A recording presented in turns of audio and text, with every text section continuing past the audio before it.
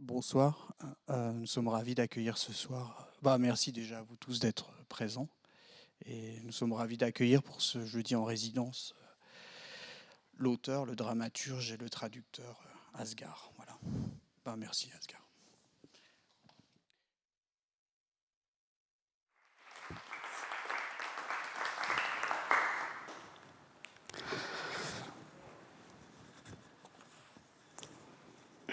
Bonjour à tous, merci beaucoup d'être venus. D'abord, je dois remercier de la Fondation Jan Michalski tout le personnel, toute l'équipe, et surtout la directrice Madame Vera Michalski pour toute leur gentillesse et leur générosité. Je suis Asghar Nouri, iranienne avec GH dans Asghar, seulement un R dans Nouri, pas deux. Je suis très heureux d'être ici. Merci beaucoup de me donner l'occasion de parler de l'un des écrivains les plus importants de la littérature suisse contemporaine et mon auteur préféré, Agatha Christoph. Tout d'abord, je dois dire que je ne suis pas spécialiste d'Agatha Christoph. Je suis juste un traducteur de ses œuvres en persan depuis 12 ans jusqu'à aujourd'hui. Je vais essayer de vous présenter Agatha Christoph et ses œuvres et je parlerai de mon expérience dans la traduction de ses œuvres en persan. À première vue, tout écrit par cet écrivain semble très simple, mais parfois difficile à comprendre. J'essayerai de parler de la simplicité cruelle et subversive des œuvres de Christoph, et je vous présenterai un très bon livre sur elle, sur Agatha Christoph. Ça c'est ce livre. Je pense que j'ai oublié. J'ai oublié de apporter. Mais j'ai une photo de ce livre que je vous montrerai. C'est un livre qui s'appelle Agatha Christoph, d'un exil l'autre, de Valérie Petitpierre, un écrivain, un spécialiste littéraire, un critique qui habite à Genève. Oui, l'exil.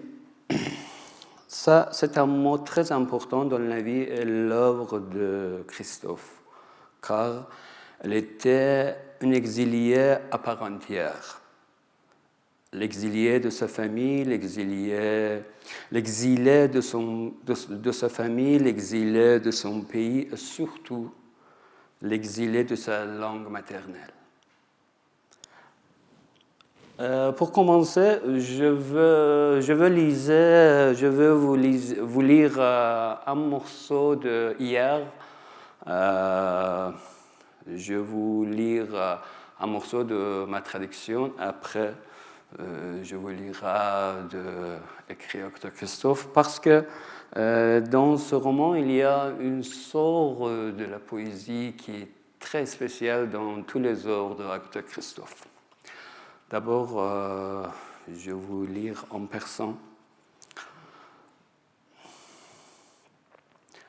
زمان دریده می شود زمین‌های باید کودکی کجا به هم می‌رسند کجایند خورشیدهای بیضی شکل منجمد در فضاهای سیاه راه واژگون در تهی کجاست فصلها معناشان را از دست دادند فردا دیروز این کلمه ها چه ارزشی دارند فقط زمان حال وجود دارد یک آن برف میبارد آن دیگر باران بعد آفتاب است و باد همه اینها اکنونند نبودند نخواهند شد هستند همیشه همه با هم چون همه چیز در من میزید نه در زمان و در من همه چیز اکنون است.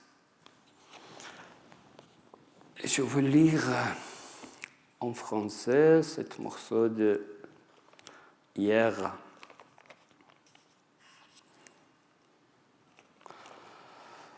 Le temps se déchire. Où retrouver les trains vagues de l'enfance? Le soleil elliptique figé dans l'espace noir. Où retrouver le chemin basculé dans le vide? Les saisons ont perdu leur signification. Demain, hier, que veulent dire ces mots? Il n'y a que le présent. Une fois, il neige, une autre, il pleut. Puis, il y a du soleil, du vent. Tout cela est maintenant. Cela n'a pas été, ne sera pas. Cela est toujours. Tout à la fois. Car les choses vivent en moi et non dans le temps. Et en moi, tout est présent. OK. Pour commencer,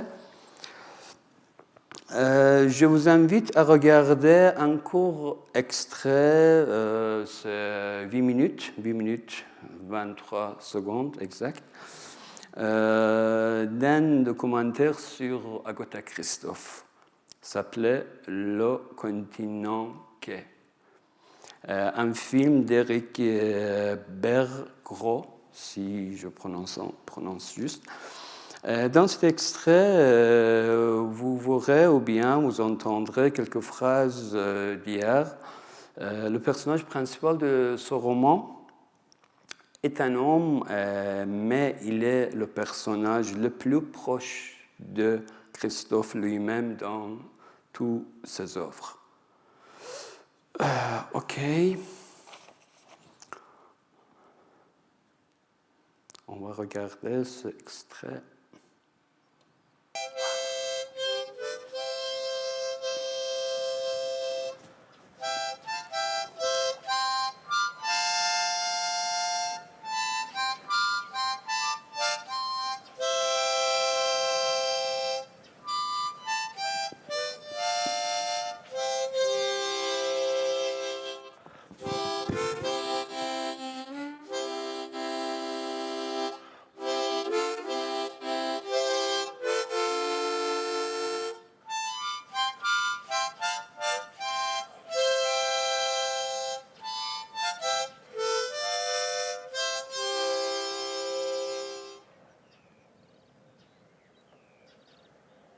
C'était plutôt intuition. Je ne me souviens pas. Parce que quand on écrit, on pense à ça tout le temps, en marchant, en travaillant, en faisant le ménage. Et puis c'est là que les idées viennent, comme quand on s'y attend pas du tout. C'est pas en écrivant que les idées arrivent.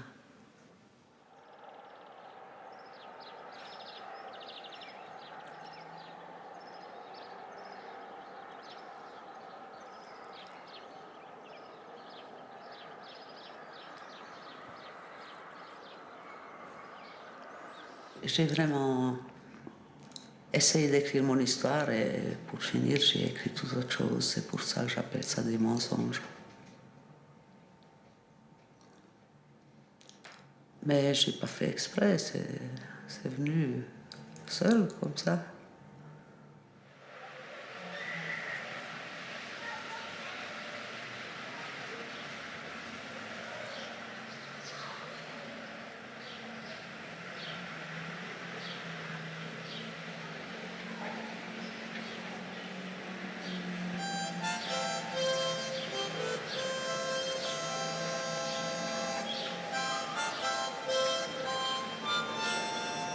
Le troisième mensonge, je ne voulais pas du tout écrire ce que j'ai écrit. Je voulais écrire sur la vie d'ici, en Suisse.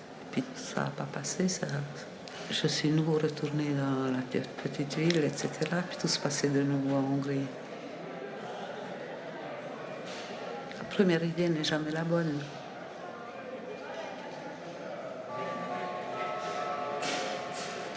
Point 4. Entrée de l'Intercity à destination de Liège, de Léman, Bâle, sans arrêt jusqu'à Liège. D'ici, je vois toute la ville où j'ai vécu près de 40 ans. Je n'y reviendrai pas. Je ne veux pas mourir ici.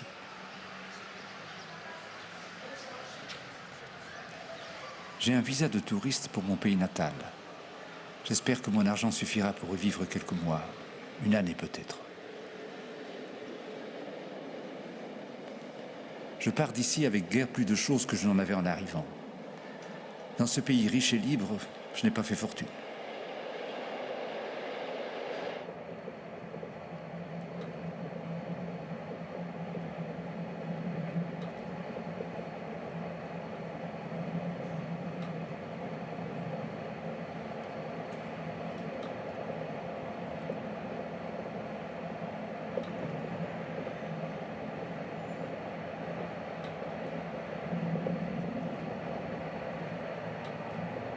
C'est pas du tout clair, même pas pour moi, de ce qui est inventé et puis de ce qui s'est passé.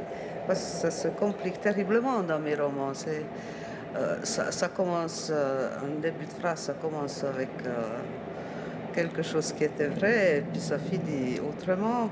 Alors pour moi, c'est très difficile à analyser, et surtout parce que je relis jamais mes livres. Et on me pose souvent des questions, comme si je pouvais analyser mes livres. Et comme si je pouvais tout expliquer. En fait, je ne peux rien expliquer. Tout n'est pas vécu peut-être, mais ressenti. Ce retour dans le pays, etc., je ressentais ça quand je retournais il y a une dizaine d'années à Creuset. J'ai décrit mes sentiments à moi. Bon, transmis sur un homme. Etc. Mais c'était quand même moi qui étais dans le livre.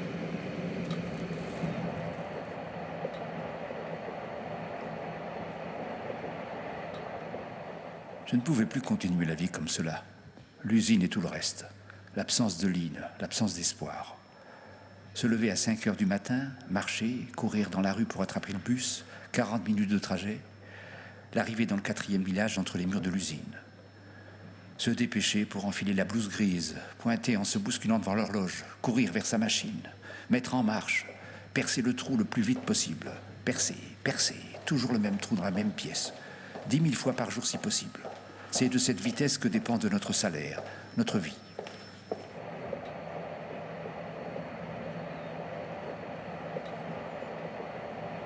Eh bien, mon travail commençait à 7 heures du matin à l'usine, donc je devais prendre un bus vers 6 heures et quelques avec mon bébé que je mettais dans la crèche. Et bon, j'entrais dans l'usine, je travaillais sur une machine, non, sur 2 machines en fait, avec les 2 mains. Et il y avait des pièces d'horlogerie que je ne connaissais pas du tout, je ne savais pas du tout à quoi ça servait. Dans cette pièce, je devais faire un trou, et toujours le même trou, un seul. Après, les pièces allaient plus loin devant une autre ouvrière. Et toute la journée, je faisais ça et rien d'autre. C'était très monotone, mais ça me convenait assez parce que je pouvais réfléchir à autre chose. Parce que j'ai fait aussi un travail de vendeuse. Et puis ça ne m'allait pas du tout parce qu'il fallait tout le temps préoccuper des clients, etc. On ne pouvait pas rêver, on ne pouvait pas penser. Alors je préférais vraiment l'usine.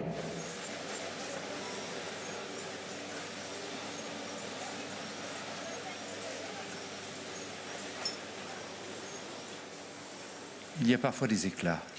Une femme se lève, elle hurle « Je n'en peux plus ». On l'emmène. Le travail continue. On nous dit « Ce n'est rien, ces nerfs ont lâché ». Il y avait certaines personnes qui n'ont pas supporté du tout la Suisse ou simplement l'exil, peut-être dans un autre pays non plus. Alors parmi mes connaissances, il y en avait 4 qui se sont suicidés, que je connaissais personnellement. Alors peut-être qu'il y en a eu d'autres que je ne connais pas du tout. Oh, c'était une jeune fille de 18 ans, c'est je crois que celle qui a commencé.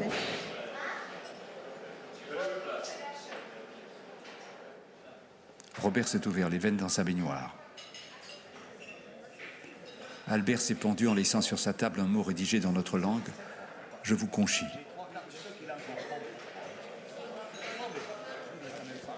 Magda a épluché les pommes de terre et les carottes, puis elle s'est assise sur le sol, elle a ouvert le gaz et elle a mis sa tête dans le four.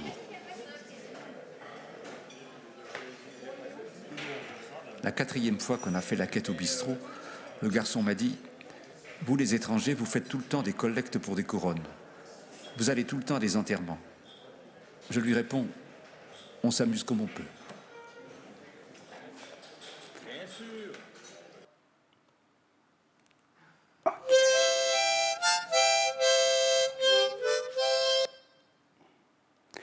Ok, à la fin, vous avez vu un peu de humour noir de Agatha Christophe parce qu'on peut se trouver cet humour presque dans toutes ses œuvres. Je vais vous montrer le livre que j'ai parlé. Pardon.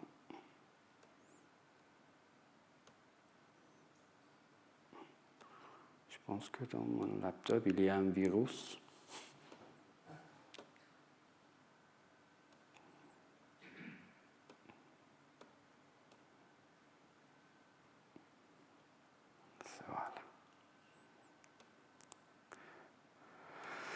Voilà. Ok. Dans ces jours, la semaine dernière, je pensais que qu'est-ce que j'ai dire sur Agatha Christophe. Je pouvais vous parler de mon expérience de traduire ses œuvres en persan parce que ça s'est commencé depuis 2009. En 2009, j'ai commencé à traduire Le Grand Cahier, un roman de Agatha Christophe qui est la première volume de sa trilogie, aussi Trilogie des jumeaux. Après, pendant 10 ans, j'ai traduit tous ces œuvres littéraires, 4 romans, un recueil de nouvelles, un recueil de poèmes, et je suis maintenant en train de traduire ces pièces de théâtre. Mais j'ai écrit 2 courts textes. Qui est Agatha Christophe? Comment ai-je connu Agatha Christophe? D'abord, je vais vous lire ces 2 textes et de temps en temps, je parlerai un peu de Christophe, de mon expérience dans la traduction d'Agatha Christophe. Qui est Agatha Christophe?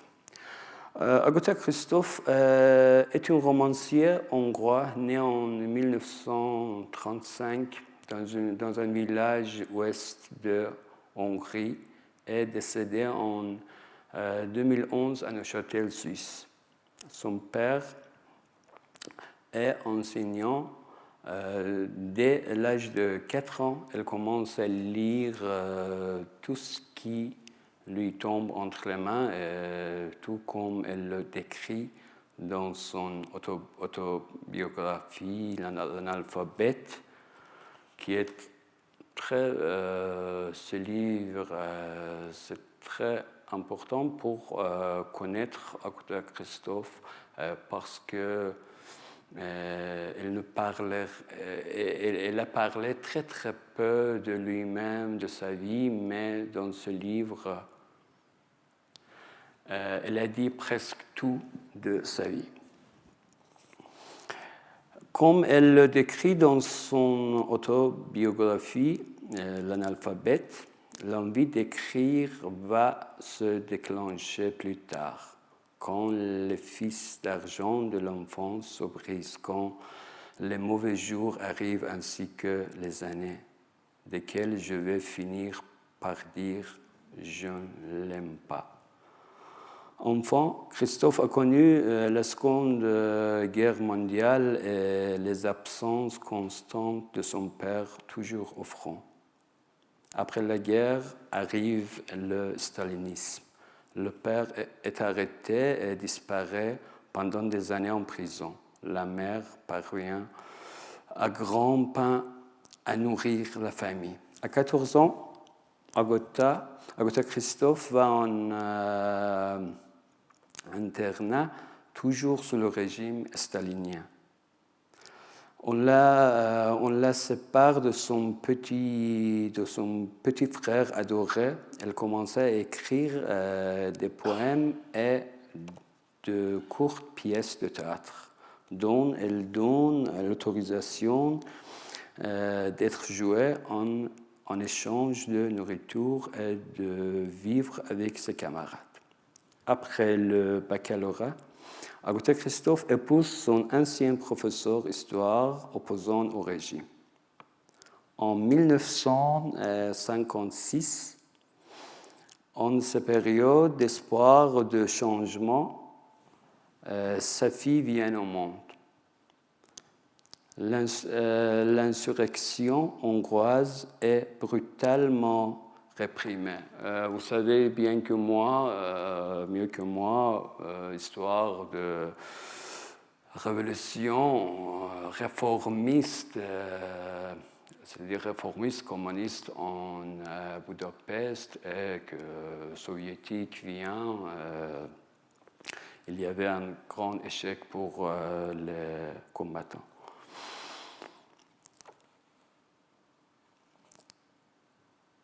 La petite famille parvient à fuir, malgré la frontière pratiquement infranchissable en Autriche avant de trouver refuge près de Neuchâtel en Suisse romande. À la perte de son pays et de toute sa famille suit la perte de la langue.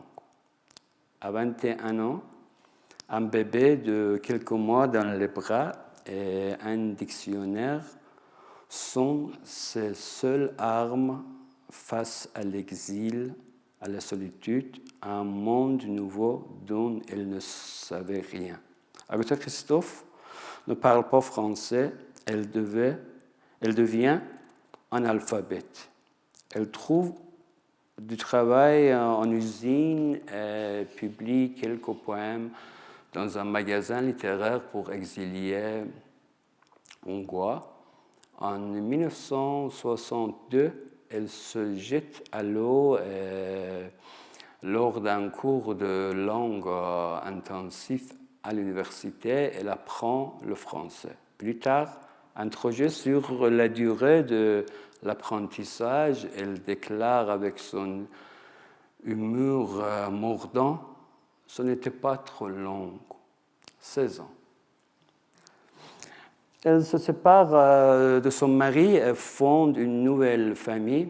Dans les années 70, elle écrit ses premières pièces de théâtre en français, puis une série de pièces radiophoniques et l'écriture objective pour lesquelles elle sera célébrée plus tard est due aussi à ce travail de nécessité et ne se tenir strictement qu'à ce que l'on voit et qu'on entend. On peut trouver des traces de théâtre absurde dans les pièces de cette période qui ont ensuite été publiées dans un recueil intitulé L'or grise en 1900. Je pense que 1900. Ah, je trouve.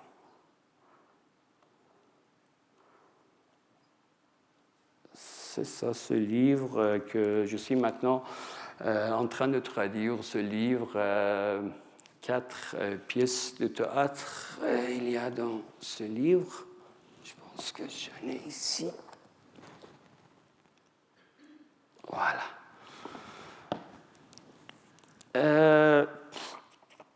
Depuis ce livre, et après, dans presque tous les œuvres d'Agatha Christophe, on voit une écriture très très simple et toujours il raconte ce qu'on peut voir et ce qu'on peut entendre. Même dans sa première roman, Le Grand Cahier, c'est-à-dire il n'utilise pas un grand privilégié de littérature, c'est-à-dire raconter dedans. Il n'a pas écrit, par exemple, le personnage il, elle, parce que dans le Grand Cahier, le narrateur, c'est le première personne plurielle, c'était nous. C'est nous ne dit pas que on pensait que, parce qu'il utilise toujours le temps présent. Ces deux garçons, ces deux frères, jamais ils n'utilisent pas les verbes comme penser, sentir. Toujours, il dit que on fait ça, nous faisons ça, nous allons ça. C'est pas raconté dedans que dans la littérature, c'est très connu qu'un écrivain parle de dehors, c'est-à-dire des faits, qu'est-ce que les gens font, qu'est-ce qu'on entend, et il raconte dedans que qu'est-ce qu'il pense, par exemple, un personnage pense à quoi, ou bien ce qu'il sent. Mais Agatha Christophe n'utilise pas ça. OK. Après cette première expérience dans le théâtre, elle commence sans trop y croire d'abord, et puis de plus en plus consciemment son premier roman. Ce n'est pas un roman autobiographique, nous dira-t-elle plus tard, même si il y est complètement partie prenante. Elle envoie le manuscrit à 3 grandes maisons d'édition parisiennes après 2 refus. L'édition Seuil la contacte. Ils adorent le roman. Agatha Christophe a 51 ans lorsque Le Grand Cahier paraît en 1986. Devient de suite un des grands romans de la littérature mondiale. En quelques années, le livre est traduit en 20 langues. En 1987, il reçut le prix littéraire européen, suivi par un grand nombre d'autres prix. Après cette date, Agatha Christophe est très connu dans le monde, dans presque toutes les langues. Il quitte l'usine où il travaillait. Après ça, elle pouvait vivre avec l'écriture. Son œuvre est traduite en près de 40 langues, a beau être d'importance capitale, elle n'en reste pas moins relativement mince.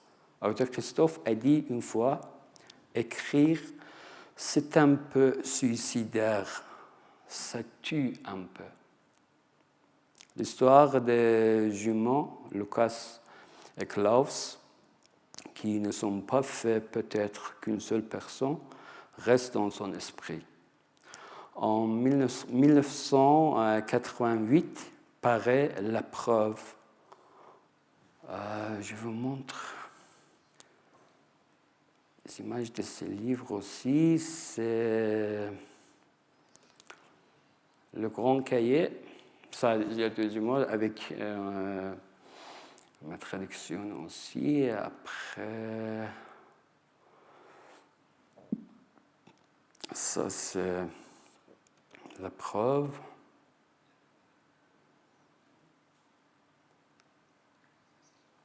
Et Le troisième mensonge. En 1988 paraît La Preuve. En 1991, le troisième mensonge qui referme la trilogie. Suivront hier en 1985 L'Analphabète en 2004 et ce dernier livre, mais pas ce dernier écrit, un petit livre s'appelle Où es-tu, Mathias? Et en 2005, un recueil de nouvelles en même année, c'est égal. Et à la fin, un deuxième recueil de pièces, Le Monstre. Ça, c'était tous ces écrits en français, mais quand il était jeune, il avait écrit quelques poèmes en sa langue maternelle, hongroise. Après sa mort, je pense que dans 2019, ces poèmes aussi sont publiés avec quelques poésies qu'elle avait écrites directement en français. Ok, je vous montre ça, c'est Où es-tu, Mathias? Dans ce livre, il y a une nouvelle, une petite pièce de théâtre. Et après, je pense que c'est hier.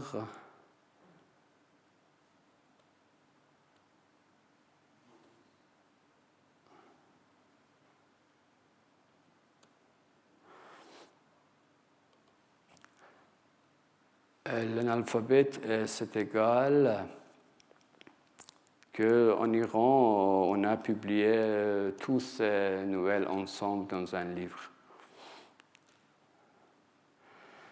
Et à la fin, c'est Clou, recueil des poèmes de Agatha Christophe. Agatha Christophe est mort le 27 juillet 2011 à Neuchâtel. Dans l'analphabète, elle écrit « Comment aurait été ma vie si je n'avais pas dû quitter mon pays? Plus dur, plus pauvre, je pense, mais aussi moins solitaire, moins déchirée peut-être heureuse. Ce que je sais, c'est que j'aurais écrit partout et en toute langue. J'utilise cette phrase de Agatha Christophe pour parler quelque chose qui est important dans son univers littéraire. Dans tous ces romans, on est en train de lire les manuscrits. Il n'y a pas un narrateur qui vient, parce que, par exemple, un narrateur neutre, comme écrivain qui vient nous raconter une histoire. On commence à lire, par exemple, le Grand Cahier.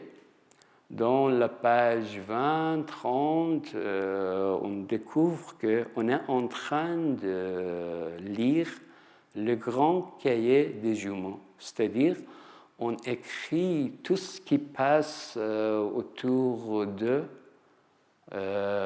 Pourquoi il fait ça? Parce que avant d'éclater la guerre, ils sont allés à l'école. À cause de la guerre, l'école s'est fermée. On a maintenant un dictionnaire,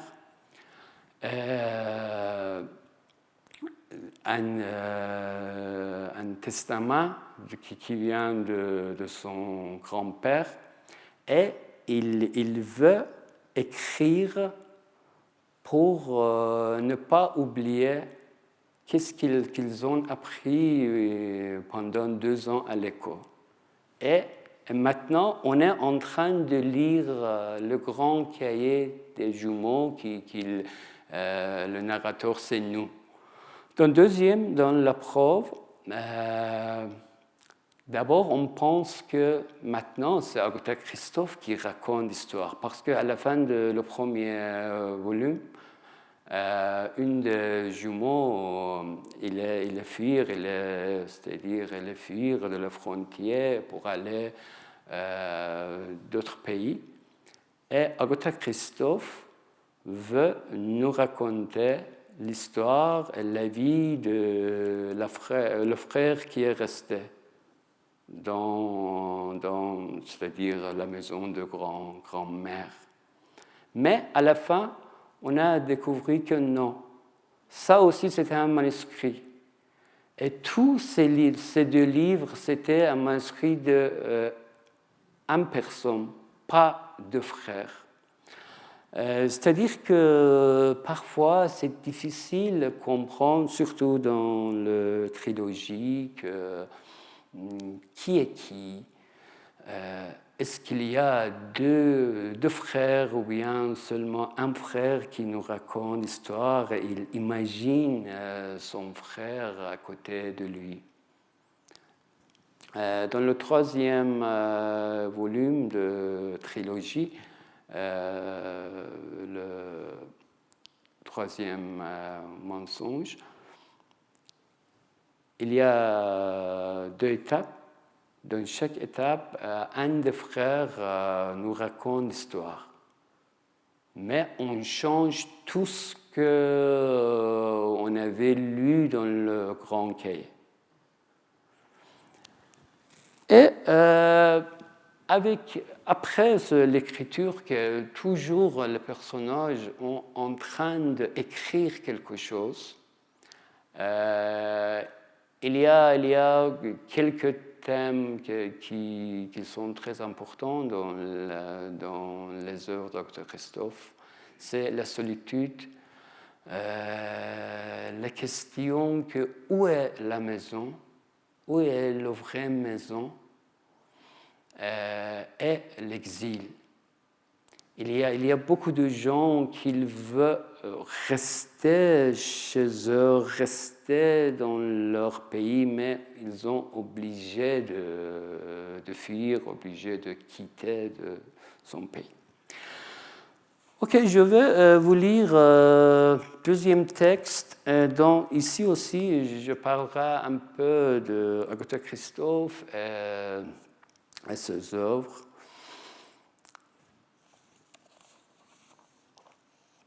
Comment ai-je connu Agatha Christophe? En 2008, j'ai lu un petit livre en personne intitulé La langue non maternelle, qui était une traduction de l'analphabète d'Agatha Christophe. Le nom de ce livre, son auteur est resté dans un coin de ma mémoire jusqu'à qu'un an plus tard, le rédacteur en chef d'un magasin littéraire à Téhéran me donnait une annonce publiée par l'ambassade de Suisse à Téhéran.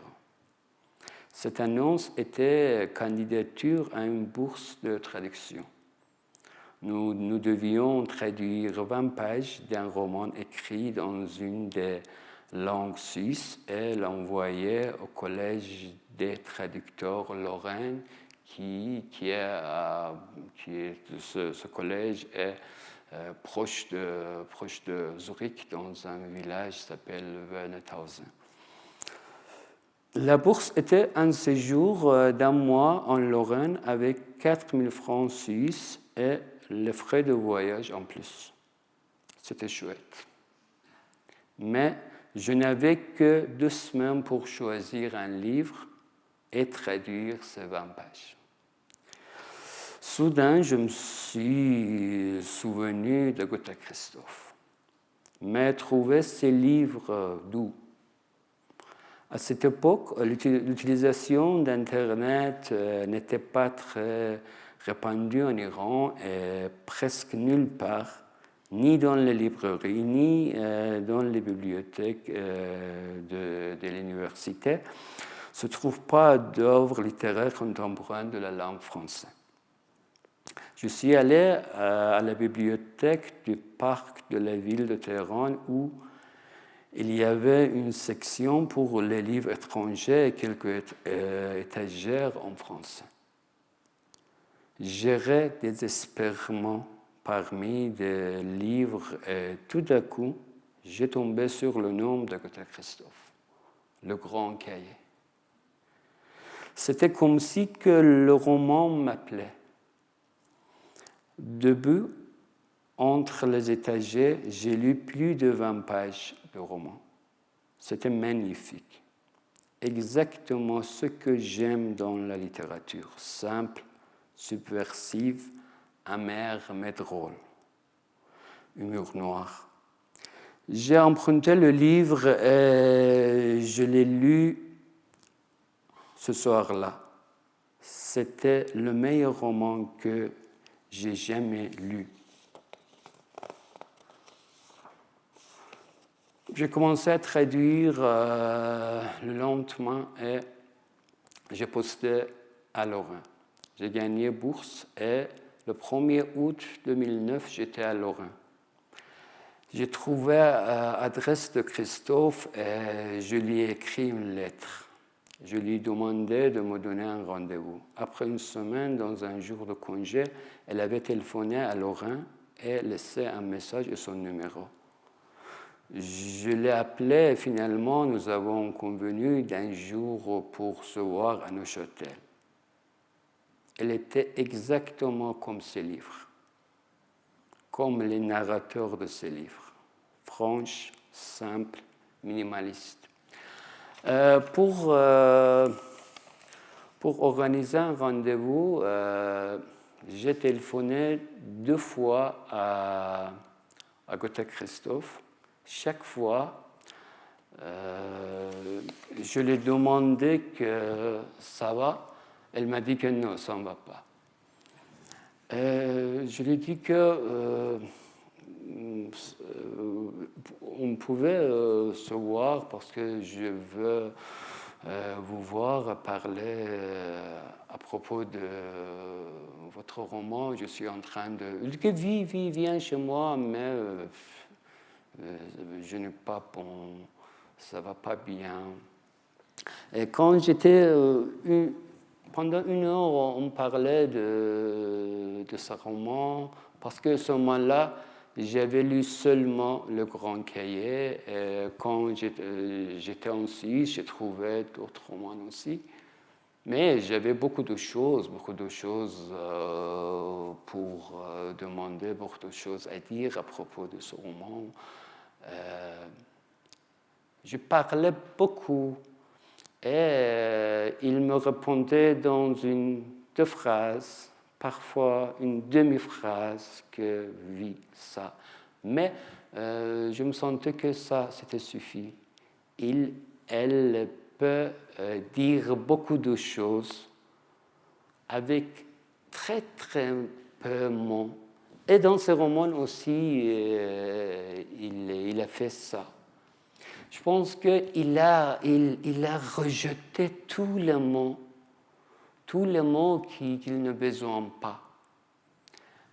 Pour moi, c'était quelqu'un qui veut faire un statut. Il est en train toujours taper. Et dans un moment, il dit que ça, voilà, ça c'est fait.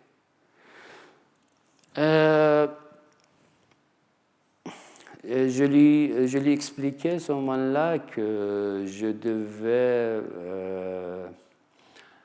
devais supprimer quelques phrases parce qu'il avait écrit des scènes très érotiques.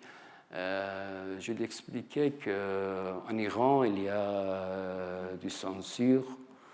On doit donner les textes avant de publier à la ministre culturelle. Il y a un jury pour censure là-bas qui lit des romans, on dit que cette phrase doit supprimer, ou bien parfois on dit que non, complètement non pour un roman. C'est pour ça, avant d'envoyer le texte à un ministre culturel, on sait bien que, par exemple, cette phrase ou bien cette scène ne passe pas. Et on censure nous-mêmes. Je lui expliquais que, par exemple, cette scène, cette phrase, on ne peut pas publier en Iran. Il m'a dit que oui, je sais. Il y a des scènes ici que pour la Suisse aussi, c'est un peu grave, parce que ce moment-là, un réalisateur lui demandait l'autorisation pour mettre en écran le Grand Cahier. Elle m'a raconté que ce réalisateur m'a dit que je ne peux pas faire tout ce que tu as écrit parce que c'est impossible pour un film, ces scènes très érotiques, ça. Dans son appartement, il avait des traductions de ses livres dans de nombreuses langues du monde, plus de 30 langues. Je lui ai promis que je l'enverrai bientôt la traduction persane de Laurent Caillé. Elle était heureuse, mais fatiguée. Elle était malade. Je lui ai demandé quel livre elle écrivait maintenant. Elle a dit qu'elle n'écrirait plus. Sa main tremblait. Elle m'a dit que j'attends la mort maintenant. Seulement ça. Agatha Christophe est décédée 2 ans plus tard, en juillet 2011. Je n'ai pas pu tenir parole. Ma traduction de Le Grand Cahier a été publiée en hiver, quelques mois après sa mort. Au cours de ces 10 ans, j'ai continué à traduire l'œuvre de Christophe à côté d'autres livres. 4 romans, un recueil de nouvelles, un recueil de poèmes, c'est-à-dire l'ensemble de ses œuvres littéraires. Et maintenant, je suis en train de traduire ces pièces de théâtre. En tant que traducteur, j'ai déjà publié 41 livres, mais en Iran, je suis connu comme le traducteur des œuvres d'Agatha Christophe. La traduction de Christophe a été un événement unique dans ma vie. Avec humilité, je peux dire que j'ai bien compris les œuvres de Christophe et que j'ai pu bien les traduire en personne, car il y avait 2 problèmes similaires dans nos vies. L'expérience de la guerre dans l'enfance et l'écriture dans une langue étrangère. En 1981, j'avais 4 ans lorsque la guerre Iran et Irak a éclaté. Cette guerre a duré 8 ans et j'ai vécu cette guerre dans toutes mes années écolières. En raison des bombardements des villes, nous avons dû fuir plusieurs fois de Tabriz, ma ville natale, vers la campagne. Et j'ai perdu certains de mes meilleurs amis pendant les années de guerre. Comme les jumeaux de Grand Cahier, en enfance, j'ai été initié à l'éthique du temps de guerre, qui est différente de l'éthique du temps de paix. Vous devez trouver un moyen de survivre, vous devez aider les autres, mais vous devez être impitoyable si nécessaire.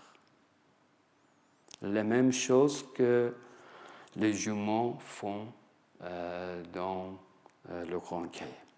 Comme Agatha Christophe, je n'écris pas dans ma langue maternelle. Je ne traduis pas du français vers ma langue maternelle. Ma langue maternelle est le turc azerbaïdjanais, qui est différent de la langue turque du pays Turquie. Il y a plus de 30 millions de Turcs vivant en Iran qui ne peuvent pas étudier dans leur langue maternelle. La seule langue officielle de l'Iran est le persan et nous devons apprendre cette langue dès la première année de primaire et écrire dans cette langue plus tard. Le turc n'est qu'une langue orale. J'aime le persan autant que Agatha Christophe aimait le français. Il est devenu écrivain en français et je suis devenu dramaturge et traducteur en persan. Mais ces deux langues étrangères tuent nos langues maternelles. Donc, ce sont des langues ennemies. Je vous lis d'un morceau d'un alphabet qui parle de ça.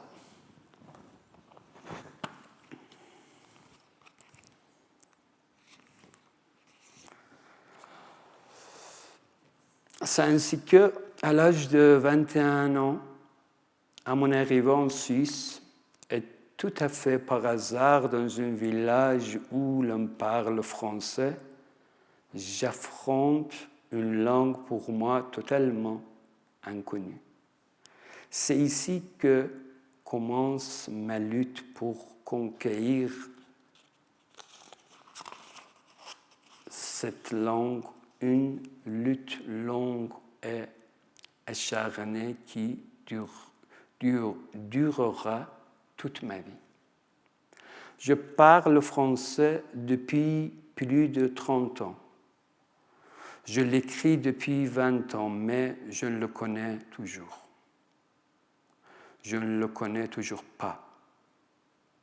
Je ne le parle pas sans faute et je ne peux pas l'écrire qu'avec l'aide de dictionnaires fréquemment consultés. C'est pour cette raison que j'appelle la langue française une langue ennemie. Elle aussi. Il y a encore une autre raison, et c'est la plus grave. Cette langue est en train de tuer ma langue maternelle. Merci beaucoup.